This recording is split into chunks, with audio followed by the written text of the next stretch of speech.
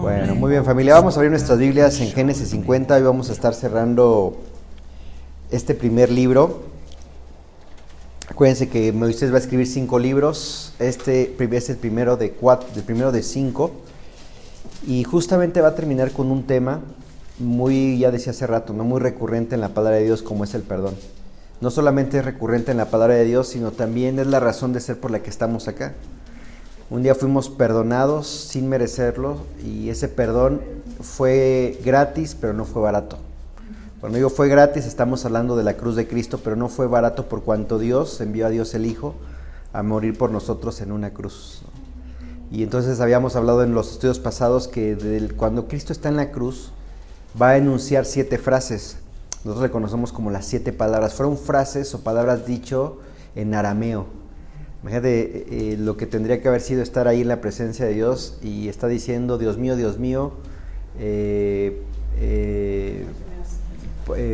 ¿por qué me has desamparado, no? Que en arameo sería Eloí, Eloí, lama sabactani. No sé si la pronunciación es la correcta, lleva acento dónde, pero eso es lo que está diciendo, ¿no? Está diciendo también de pronto desde la cruz, tetelestai. Tetelestai significa consumado es. Pero la primera palabra que dice no se refiere en arameo, está en castellano, sería bueno escucharla en el arameo, a lo mejor no está porque a lo mejor a veces es impronunciable, pero la primera frase que dice Jesús en la cruz es perdónalos porque no saben lo que hacen. Y ahí ves el perdón. Aún en sus últimos minutos de Cristo en la cruz está pidiendo al Padre que los perdone a quienes hace unas horas le habían lacerado su cuerpo. Le está pidiendo en la cruz a Dios el Padre que perdone a aquellos que le escupieron. Le está pidiendo a Dios el Padre en la cruz que perdone a aquellos o aquel que le vendió como esclavo y fue traicionado, ¿no? O fue por él traicionado.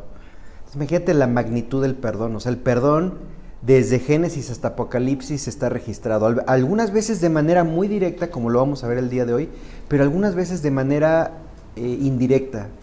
Cuando hablábamos, ¿se acuerdan esa lección que hablábamos de 5 cosas prácticas para el tema del perdón? Habíamos hablado de acércate a la persona, José les pide acercaos a mí, ellos se acercan. Después, identidad, yo soy José, a quienes ustedes vendieron. Lo tercero que habíamos hablado era, me enuncia el pecado. ¿Cuál fue el pecado? A quienes ustedes vendieron, estando yo en Canaán, ¿no? Y veíamos eso, pero si te das, no sé si pusiste atención, pero en ninguno de esos pasajes que vimos aparece la palabra perdón, pero está implícita. Pero en la lección que vamos a ver, justamente en el último capítulo de Génesis 50, sí aparece la palabra perdón.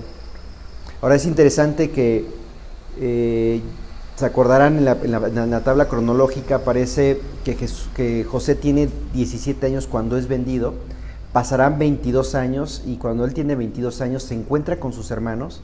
Pasaron 22 años y sus hermanos, la primera vez que van a Egipto, lo que hace José es los entamba o los mete a la prisión, sin ellos, conocer que era el hermano quien les estaba metiendo a la prisión, y los mete un poquito para conocer lo que está pasando por sus mentes, y los trata como espías, o son acusados como espías, ¿no? Y entonces, estando en la prisión, Moisés nos revela que la plática entre ellos, al estar ellos en la prisión, sabiéndose inocentes, Rubén, el primogénito, dice, ¿ya ven?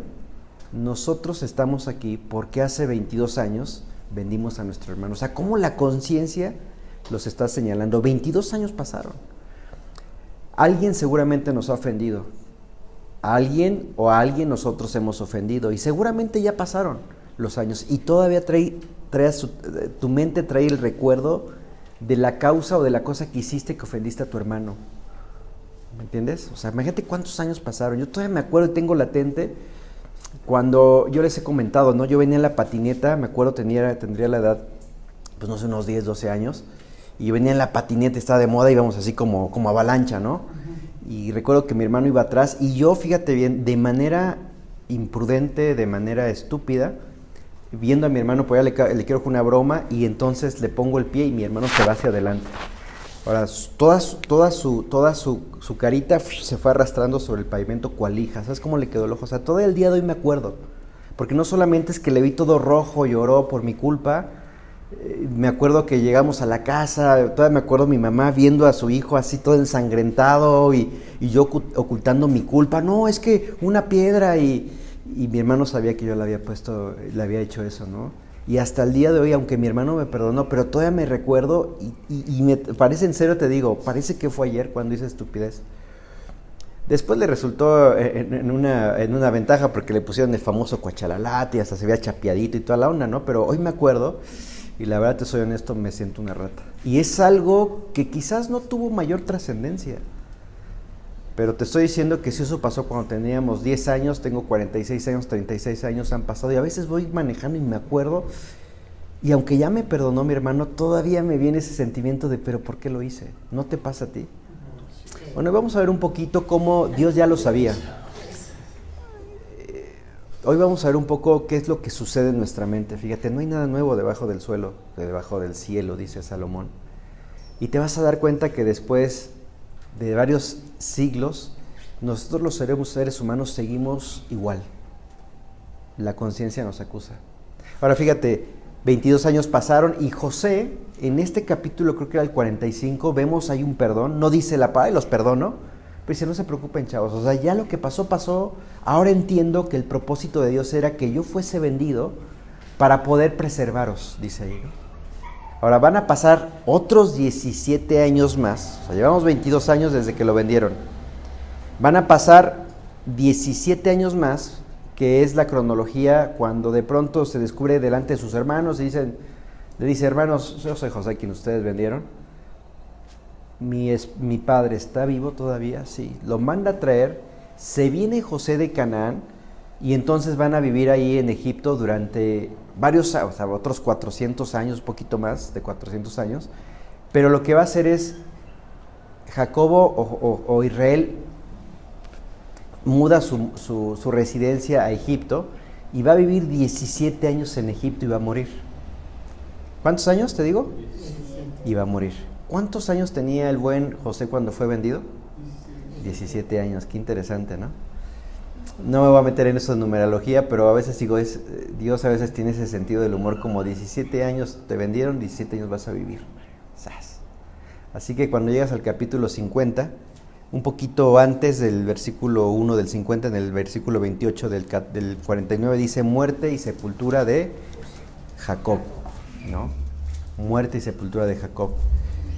Es interesante que del versículo 28 al capítulo 50, versículo 14, se nos dice un poquito cómo es ese orden, ¿no? Cómo sucede eso, cómo lo embalsaman, cómo es embalsamado más bien y es llevado a la cueva de Macpela y es depositado ahí en la cueva de Macpela, ¿no? ¿Se acuerdan a dónde fue Cristo sepultado? También en un sepulcro o en una cueva, ¿no? O sea, ahí empiezas a ver relaciones. Acuérdense, no hemos visto, como en las otras clases cuando ya han venido, no hemos visto todavía la relación que hay entre José y Jesús, pero ¿se acuerdan que por lo menos habíamos visto 13? Acuérdense que cuando estamos viendo la vida de José, no perdamos de vista que estamos viendo el Evangelio según José. José, Jesús, Josué, ¿qué significa? Lo mismo, libertador. Así que tienes como, ¿viste esa especie de sello en donde Dios está anticipando a lo que va a ser su hijo siglos más adelante, Jesús? José es vendido por sus hermanos, ¿verdad? Al precio de un esclavo. Jesús es vendido por Judas Iscariote al precio de un esclavo. Jesús se encuentra en el centro de dos ladrones que realmente están ahí en la cruz porque son ladrones. Uno se arrepiente y otro lo insulta, ¿verdad? Bueno, tienes a José también en una prisión en medio de dos ladrones o en medio de dos asesinos. Empiezas a ver cómo José es exaltado y de pronto como un día, cuando Cristo muere, asciende a los cielos, Jesús es exaltado delante del Padre, ¿verdad? Y otras más que no nos hemos detenido, pero creo que una de las cosas que tendríamos que resaltar en la vida de José como en la vida de Jesús es el perdón. Así que ya estamos en el año 30 y tienen 22 años, que ha pasado más 17, sumamos ¿cuántos años? 39 años, ¿sí, verdad? ¿Estamos bien? 39 años hace que vendieron a su hermano, 17 años atrás ya los perdonó, pero ahora nos encontramos ya en la muerte de su padre y sus hermanos están pensando, ya murió papá, ya murió papá. Y dice el versículo 15, viendo los hermanos de José que su padre era muerto, dice ahí, dijeron, quizás nos aborrecerá José ¿Y por qué nos aborrecerá José? Dice el versículo continuando, y nos dará el pago de todo el mal que le hicimos. Eso se llamaría hoy en nuestros tiempos venganza, revancha, porque papá ya murió. Ese es el pensamiento, vuelvo a repetir, ese es el pensamiento humano. Después dice la palabra de Dios continuando, verso 16, y enviaron a decir a José. Ahora lo que humanamente ellos hacen es, mira, mejor nos anticipamos, y lo que estamos viendo aquí en realidad es una mentira. O a lo mejor sí lo dijo, pero Moisés no lo registra en los versículos anteriores. Posiblemente sí lo que están diciendo sus hermanos es algo que su propio padre lo dijo, pero no parece registrado en los versículos anteriores. Pero ellos se anticipan y dicen, oye, José, papá nos envió a decir lo siguiente. Continuando el versículo dice, tu padre mandó antes de su muerte diciendo, así diréis a José, te ruego que perdones, y aquí aparece ahora sí la palabra, perdón. Te ruego que perdones ahora la maldad de tus hermanos y su pecado. Ya con maldad entiendo, ¿no? Pero todavía agregan la palabra y su pecado. Continuando la palabra de Dios dice, porque mal te trataron. O sea, ya son como tres sinónimos, ¿no? Maldad, pecado, te trataron mal. O sea, ellos están entendiendo lo que está pasando en ese momento, ¿no? O las cosas que ellos hicieron. Después dice la palabra de Dios, por tanto, ahora, y esto aparece creo que es la segunda ocasión, el ruego. Por tanto, ahora te rogamos que perdone la maldad de los siervos del Dios de tu Padre. Y ahora intervienen a Dios. Perdona la maldad de los siervos del Dios de tu Padre. Fíjate qué interesante es este pasaje 17. ¿Hasta dónde han pasado entonces 39 años? Y ellos saben lo que han hecho. 39 años. O sea que cuando decimos el tiempo lo borrará, pues eso no existe, hermanos. 39 años, no, 39 años dices, a ver, casi, pues no es mi edad, ¿no? Pero 39 años es una vida y parece que el tiempo no borró esto, ¿verdad? Yo creo que eso nos debe pensar, hermanos, cuando estemos a punto de quizás emitir con nuestra boquita alguna ofensa, toma en cuenta que el tiempo no va a borrar eso que dijiste. Te va a perdonar quizás tu cónyuge, te va a perdonar el hermano en Cristo, pero de alguna forma reconciliarse va a ser lo difícil. ¿Sale? 39 años. 39 años, hermanos. ¿Cuántos de nosotros traemos cargando una culpa por más que esto? Algunos pues están jovencitos todavía, bendito el Señor, ¿no? ¿O cuántos de nosotros venimos cargando con alguien que nos ha ofendido y todavía nos acordamos? Nos sigue lastimando, ¿verdad? Continuando el pasaje, dice la palabra de Dios, verso 18, vinieron también sus hermanos y se postraron delante de él. ¿Qué es lo que soñó en el capítulo, creo que era el 39, 40, no lo tengo muy fresco ahorita? ¿Te acuerdas que había soñado? Que un día se postraban delante de él. Así que 39 años después se está cumpliendo el sueño de José el soñador, ¿no? Vivimos en una generación en donde todo es microondas, ¿no? Queremos que ya todo sea así inmediato. Metemos las palomitas y ¡pum! Ya salió y vámonos. A veces no es tan así. Y José nos enseña eso, ¿verdad? A veces queremos correr en la vida cristiana y a veces es tranquilo. Hoy estamos caminando. Pero quizás comenzamos gateando, ¿no? Así que tienes 39 años y tenemos a este soñador viendo la realidad de sus sueños, o concretando esos sueños que él tuvo, ¿no? Dice la palabra de Dios continuando, y dijeron, henos aquí por siervos tuyos. Es como, mira, ya nos perdonaste, quizá lo entendemos, pero si hay algo más que podemos hacer, aquí estamos. O sea, hoy somos tus siervos, tú di rana y nosotros saltamos, ¿no? Pero el versículo continuando dice, y les respondió José. Ahora, esa sería la respuesta que nosotros tendríamos que tener, que te soy honesto, nos cuesta. Pero recuerda, José es un tipo de Cristo. José es una persona que nos deja enseñanza, no solamente en aspectos que ya hemos visto. Cuando hablamos del perdón, no sé si yo llegaría a este nivel. Y José le respondió, no temáis. ¿Te acuerdas que una de las 5 cosas prácticas que hablamos es preocuparse por la persona que te ofende? Eso es lo difícil. O sea, humanamente hablando, no en Cristo, ya con que te digas te perdono, ya está. Ahora, ¿por qué me pides todavía que busque el bienestar de la persona que me ofendió? Y ahí es donde se aplican los famosos versículos que Jesús le dice a sus apóstoles. Es padre amar a la persona que te ama. Es padre amar a la persona que tú le caes bien o que nos caemos bien. Lo difícil es amar al enemigo. Eso es lo difícil y eso es lo que se demanda. Bueno, ese pasaje se aplica perfectamente a quien te ofendió. Entonces José lo que dice, no temáis, ¿acaso estoy yo en lugar de Dios? Le hace una pregunta retórica. ¿Acaso estoy yo en lugar de Dios? Continuando el pasaje 20 dice, vosotros pensasteis mal contra mí, mas Dios lo encaminó a bien para hacer lo que vemos hoy, para mantener la vida a mucho pueblo. Claro, porque 17 años después ya tenemos a toda su familia viviendo en Egipto.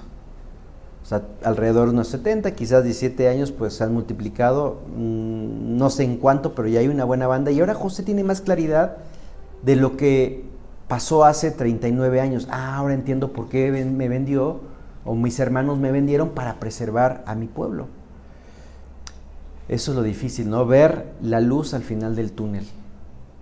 Después dice la palabra de Dios, verso 21, dice, ahora pues no tengáis, y ahora resalta un sentimiento, no tengáis miedo. Dice la palabra de Dios continuando, yo os sustentaré a vosotros, y dice, y a la siguiente generación. O sea, no solamente a ustedes los va a sustentar, claro, porque él en ese momento, acuérdate, él es el secretario de gobernación del imperio más poderoso del mundo. Entonces es un poquito de claridad decir, miren, yo no solamente los voy a sustentar a ustedes, sino también a sus hijos. Continuando el pasaje dice la palabra de Dios, así, y acá hay otra palabra que yo no sé si haríamos nosotros con quien nos ofende, así los consoló. Dice, así los consoló y les, y acá otra palabra, y les habló al corazón. Ayer en Santiago no lo tocamos mucho, pero en el capítulo 5, versículo 8 dice, afirmad vuestros corazones. Fíjate cómo el corazón ocupa un lugar preponderante en las Escrituras. El corazón es donde se asientan los sentimientos. Por eso dice Proverbios, de la abundancia del corazón, ¿qué va a hablar? Va a hablar la boca, ¿no? Entonces, Él está hablando al corazón de ellos. Ahora, ¿no se supone que 17 años atrás ya se sentó con ellos, acercaos a mí, ellos se acercaron, yo soy José, vuestro hermano, a quien ustedes vendieron, ahora no se preocupen? Pero Él está hablando al corazón. Eso es lo que se trata de lograr, fíjense familia, hermanos, eso es lo que se trata de lograr en la consejería. No hablar a la mente, hablar al corazón. Eso es lo que se trata de lograr en una consejería, pero es lo más difícil a veces. ¿Por qué es lo más difícil a veces? Porque te nublan los sentimientos. ¿Y cuáles sentimientos? Los odios. Es que me hizo. Entonces, cuando vienen esas nubes que te enceguecen, pues es difícil hablar al corazón. Por eso a veces se recomienda que quizás en un ambiente lo más tranquilo, porque no puedes hablar en el fragor de la pelea, no puedes hablar al corazón. Jamás. O sea, a ver, ponte a pensar, cuando te has peleado, ¿realmente tú piensas que en esas peleas te ha ayudado? Por supuesto que no. ¿Quién puede decir, no, es que a mí me gusta porque aflora? No te ayuda, al contrario, metemos más la pata. Hablar al corazón de la persona es lo más difícil. Hablar al corazón de tu cónyuge es lo más complicado. Hablar al corazón de tus hijos, los que somos padres, es lo más difícil. Porque implica un tiempo, implica realmente saber lo que está pasando por su mente. Por esa razón, José muy inteligentemente dice, no tengan miedo. Porque ¿qué está pasando por el corazón de ellos? Pues hay miedo. Entonces a veces, quizás lo que nos va a costar trabajo es interpretar lo que está pasando por el corazón de la persona. Pues a lo mejor hay miedos, o por ejemplo puede haber odio, puede haber celos, puede haber envidias. Lo difícil para nosotros va a ser determinar o investigar qué es lo que está pasando por el corazón de la persona. Cuando te ofenden, pues hay cosas que se asentaron en tu corazón. Ves en la palabra de Dios, y te acuerdas que siempre hablamos de doña Mari, como la mamá de Jesús, cómo guardó en su corazón las cosas que le convenían, ¿te acuerdas? Ves, por ejemplo, también a Jacob, dice que guardó eso en su corazón, dijo, caray, ¿qué onda con esto, no? ¿Ves cómo en el corazón se asientan las cosas? Por eso Proverbios dice, sobre toda cosa guardada, guarda tu corazón. porque de Él mana la vida. Entonces, cuando llegamos a Cristo, ¿cómo venimos? Pues muchas veces venimos con el corazón hecho pedazos. ¿Y qué es lo que hace Cristo? La manera más analógica, lo empieza a reconstruir, ¿no? Y le cuesta trabajo, sí, por supuesto, ¿no? Porque llegamos muertos espiritualmente, llegamos lastimados. Y llegar en esas condiciones delante de Cristo, y de pronto cuando la iglesia te empieza a abrazar, es como que la gente se sorprende porque, oye, no lo conozco, no la conozco, y de pronto llego y como si ya la conociera, y de pronto ahora siento un amor verdadero. Ahora sí, evidentemente, así como vemos eso, también lo triste es cuando la iglesia falla, ¿no? ¿Y cómo puede fallar la iglesia cuando un hermano murmura o cuando un hermano...? Porque también esas cosas duelen. Yo les he comentado, ¿no? Como Shana también y yo en este tiempo que hemos estado en el pastorado, pues ha habido cosas que nos han lastimado, ¿no? Ha habido cosas en las que dices no le esperarías de la persona, porque tú esperas que un lobo te muerda si eres pastor, ¿no? Un pastor de ovejas, ¿no? Pastor así como... Tú esperas de un lobo que te muerda, pero no esperas que una oveja te muerda, ¿no? Y sin embargo, uno empieza a ver cómo Jesús, pues pasó por lo mismo, ¿no? Varón de dolores, ¿no? Y por eso que dice dice Pedro, cuando se aparezca el príncipe de los pastores, ¿no? Se le va a dar la corona. Entonces fíjense cómo nosotros llegamos a Cristo y llegamos con un corazón despedazado. ¿Quién no nos traicionó? Entonces cuando ves la vida de José dices, híjole, o sea, mi hermano, pasaron 17 años y creo que tus hermanos no entendieron el mensaje. No, por supuesto. Porque además también no está el Espíritu Santo en ellos. Eso hace la diferencia. Por eso nosotros hacemos importante el llamado, sí en la salvación, pero que sea el Espíritu quien lo convenza de pecado, justicia y de juicio. Porque si no es así, ¿quién va a restaurar su corazón? Nosotros no vamos a poder. Va a ser el Espíritu Santo. Entonces, ¿qué es lo que ves en José? Un ejemplo, un modelo en cuanto al perdón. Después dice la palabra de Dios, y habitó José en Egipto, él y la casa de su padre, y vivió José 110 años, y vio José los hijos de Efraín hasta la tercera generación. También los hijos de Maquir, hijo de Manasés, fueron criados sobre las rodillas de José. Y bueno, continúa, ¿no? Dice la palabra de Dios, vamos a terminar de leer este pasaje. Dice, verso 24, y José dijo a sus hermanos, yo voy a morir, mas Dios ciertamente os visitará y os hará subir de esta tierra a la tierra que juró a Abraham, a Isaac y a Jacob. E hizo jurar José a los hijos de Israel, diciendo, Dios ciertamente os visitará y haréis llevar de aquí mis huesos. Y murió José a la edad de 110 años y lo embalsamaron y fue puesto en un ataúd en Egipto. Y ahí terminamos Génesis. Es decir, Génesis comienza con un desorden y un vacío y termina en una tumba, ¿no? Génesis comienza con la vida y termina con la muerte. O sea, la realidad de la muerte. Carlos Campero una vez decía, y me gustó y lo he practicado desde entonces, dice que cuando él va a un funeral, antes como que a mí me daba un poquito, ¿no? Pero dice que él se asoma al féretro, aunque no conozca a la persona, ¿no? Y ve a la persona, no sé si tú practicas eso, ves a la persona y pues te impacta, ¿no? Porque, y más si es una persona que conocías y de pronto la ves y parece que está dormida, ¿no? Pero tu mente sabe que no, ya no. Y decía Carlos Campero, yo voy porque eso me hace reflexionar lo cercano a la muerte que estamos, ¿no? Eso es lo más cercano a la muerte que podemos estar frente a una persona. Comenzó con la vida y dijo Dios sea la luz y fue la luz. Y ahora estamos terminando con una tumba. ¿Producto de qué cosa, familia? Del pecado del hombre. Ese pecado, ¿cómo se manifestó en la vida de José hacia él? Lo vendieron. ¿Por causa de qué pecado? Envidia, celos. Así que este personaje después de 110 años está terminando en una tumba. Hermoso, ¿no? Génesis. Génesis comienza en el jardín del Edén. ¿Y cómo va a terminar la humanidad de acuerdo a Apocalipsis? Dice que vamos a vivir en cielos nuevos, tierra nueva, donde el cordero va a poder convivir con el león, donde no va a haber muerte. Qué hermoso, ¿no? Pero entre que eso sucede, nos encontramos nosotros acá batallando con el pecado de nuestros hijos, con el pecado del compañero o compañera de trabajo que se pone celoso porque estamos echándole ganas, ¿no? Mientras eso sucede, estamos batallando también a veces con el cónyuge. ¿A razón de qué? A razón de Génesis 3, el pecado. Y entonces el pecado comenzó con una desobediencia. Pero después el pecado fue tomando, o sea, fue trascendiendo, ¿no? Al punto tal que ya hay dolores emocionales. Antes solamente fue la desobediencia. Después Caín mata a Abel, bueno, un asesinato. Pero ahora el pecado está poco a poco enmarañándose en nuestros corazones, ¿no? Y a veces ya no sabemos distinguir por qué nos odian, ¿no? ¿Por qué tienen celos de nosotros? Por el pecado. O a veces las cosas que suceden, ¿pero por qué? Pues por el pecado, porque somos egocéntricos, porque todo gira en torno a mí. Así que ahí tienes al buen Joseph. Ahora, ¿qué está pasando por la mente de estos 10 hermanos? Porque Benjamín no lo podríamos contar. Pueden ser, son 2 hermanos. Tenemos a Benja, que es el hermano de José, el más pequeño. Tienes a 10 hermanos. ¿Qué está pasando por su mente?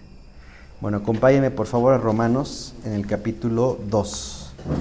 Y creo que Romanos capítulo 2 nos va a ayudar a entender un poquito qué es lo que pasa por tu mente antes de ser creyente, qué es lo que pasó por tu mente, qué es lo que pasa por la mente del ofensor,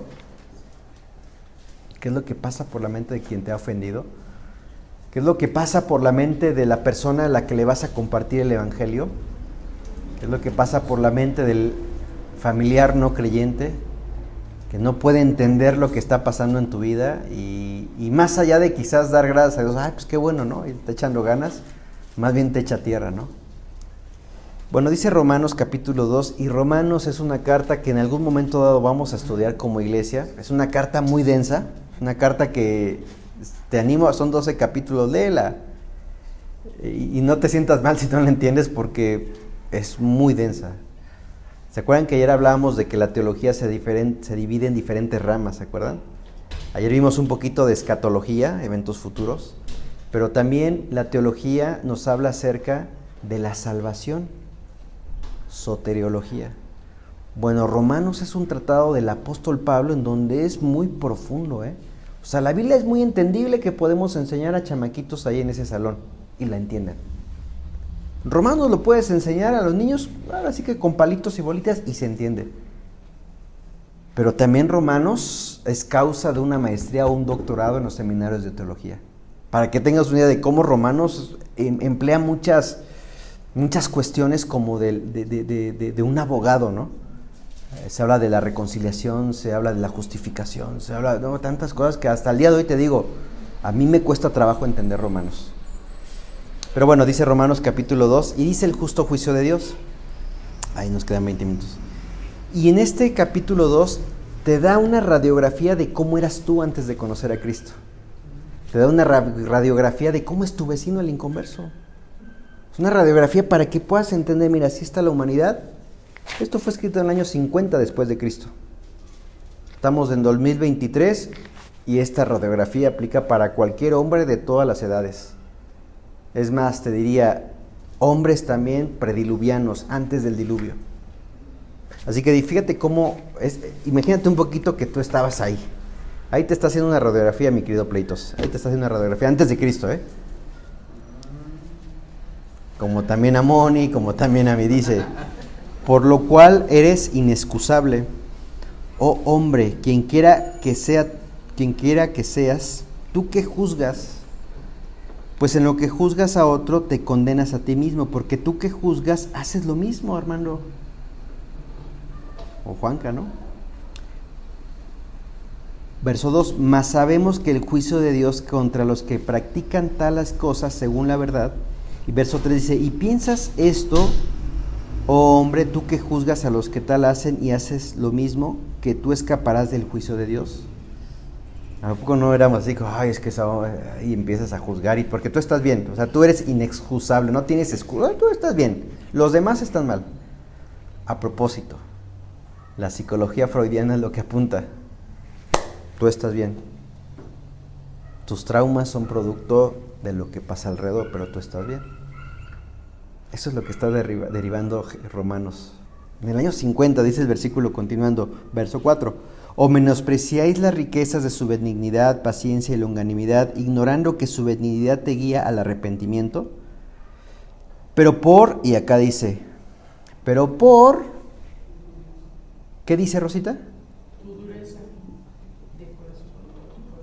pero por tu dureza y por tu corazón, ¿qué dice ahí? No. Ok. No arrepentido. Así llegaste a Cristo. Duro. Dura. En términos de Génesis, llegaste desordenado y vacío. Solamente que los romanos le da un poquito más de llegaste durote, dura. Y llegabas y no sonrías, ¿no, Rosita? Te está describiendo una radiografía tuya, Ros. Como mía también, ¿eh? No a calzón abierto decimos, no, a calzón quitado, ¿verdad? A calzón quitado. Así te dice. Así que Vicky, ¿cómo ves? Estamos pa'l perro, todos, todos. Vamos, ¿quieren seguir o no? Ay, gallo, se me pone ahí medio, pero bueno, sigamos conociendo al buen Dani. Sigamos conociendo a doña Elia, fíjense, vamos a ver. Entonces llegó Elia con un corazón no arrepentida, bien durazna.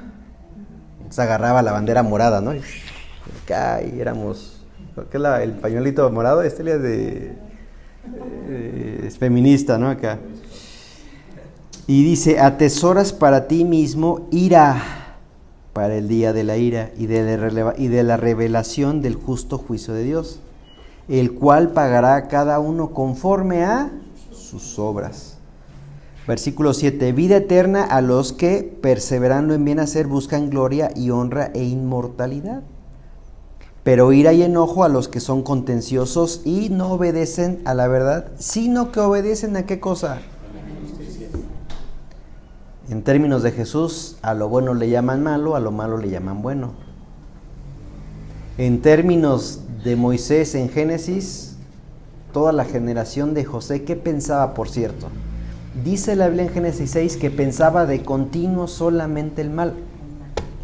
Esta es una radiografía, nada más que aquí eran rayos X, en la antigüedad eran otro sistema, pero al final de cuentas, el ser humano, pues seguimos siendo los mismos. Continuando el pasaje dice, tribulación y angustia sobre todo ser humano que hizo lo malo, el judío primeramente salud y también al griego.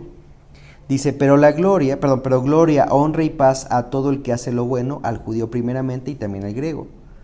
Porque no hay acepción de personas para con Dios.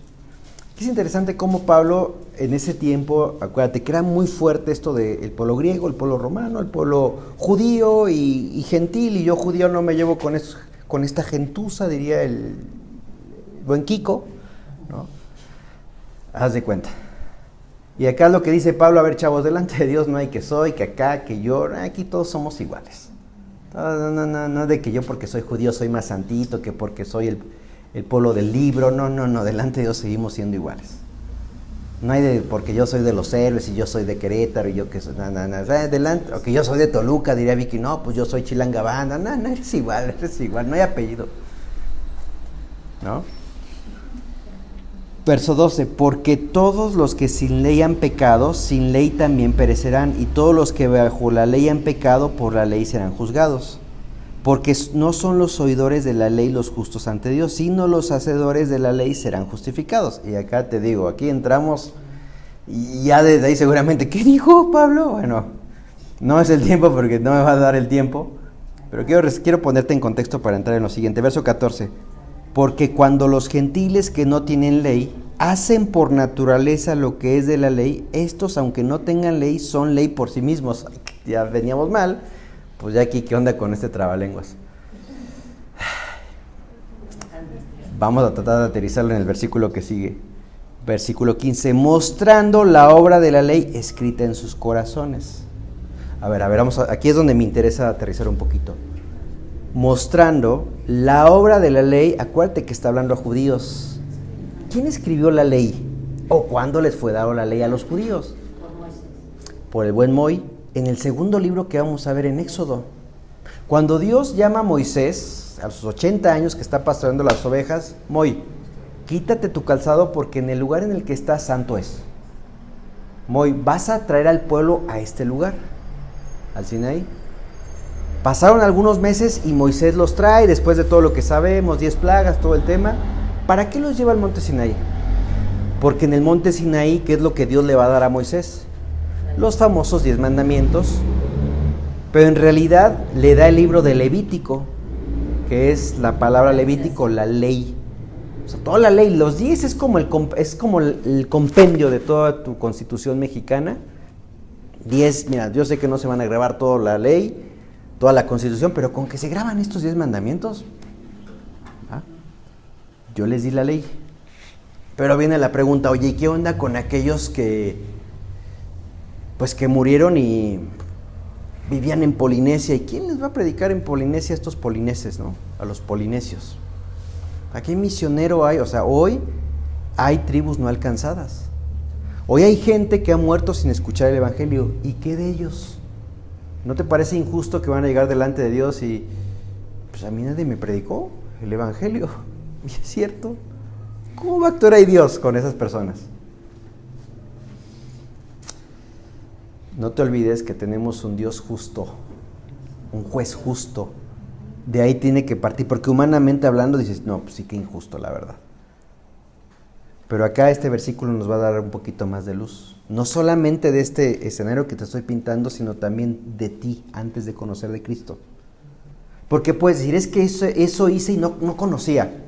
No te preocupes. Dios, sabiendo que esa tu justificación puede ser, es que yo ofendí a mi esposo, yo no sabía que...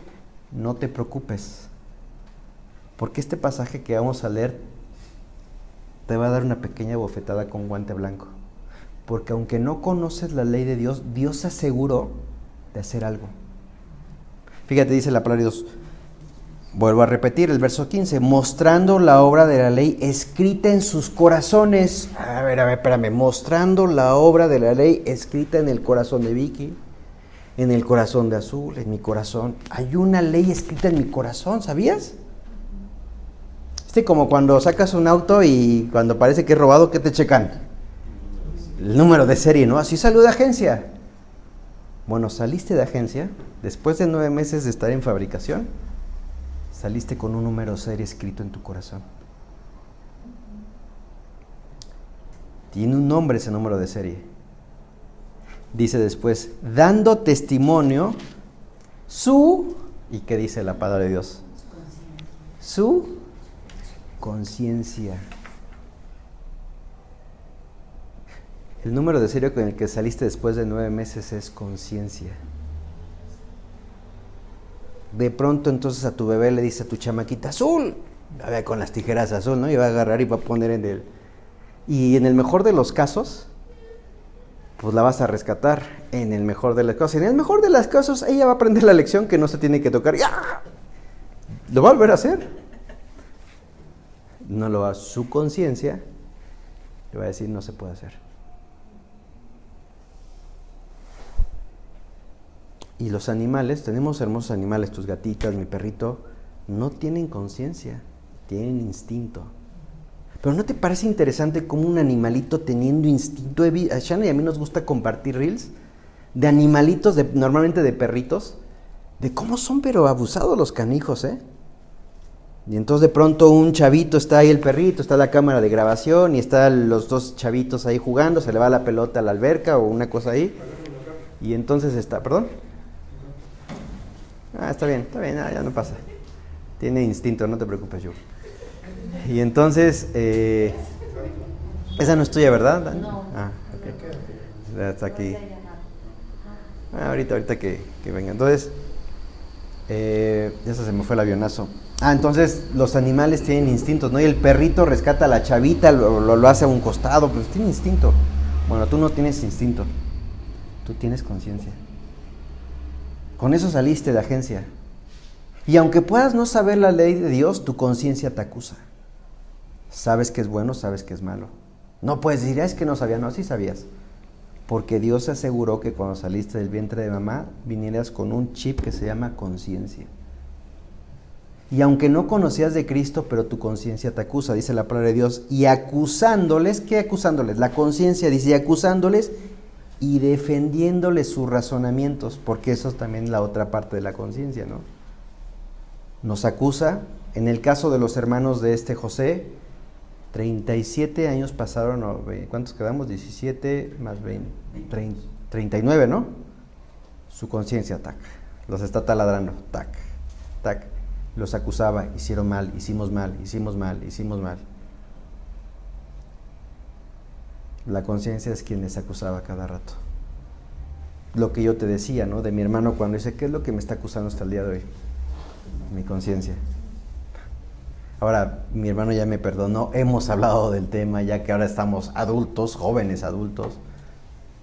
Descanso en eso, ¿no? Pero eso no implica que se haya borrado de mi conciencia. Sigue ahí en mis archivos, ¿no? Está ahí guardado en mis archivos. Y dice después, y acusándoles o defendiéndoles sus razonamientos.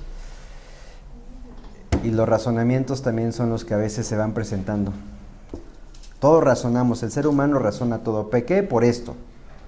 Y entonces la persona que comete algún tipo de pecado, yo siempre, cuando hemos sentado Shana y yo con una pareja en donde hubo adulterio, tú tienes que escuchar los razonamientos.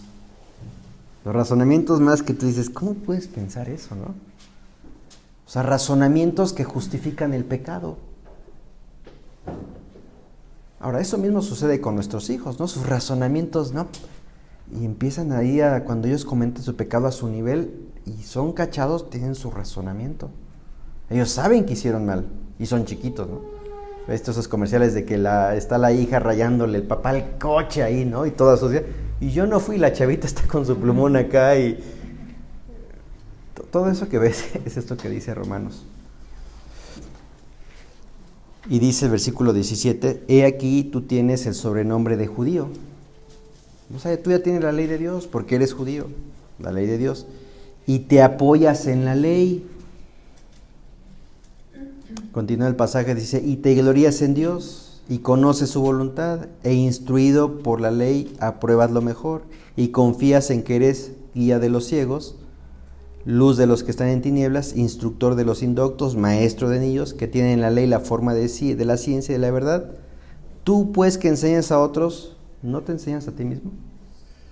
Dice la palabra de Dios continuando, tú que predicas que no se ha de hurtar, ¿hurtas? Tú que dices que no se ha de adulterar, ¿adulteras?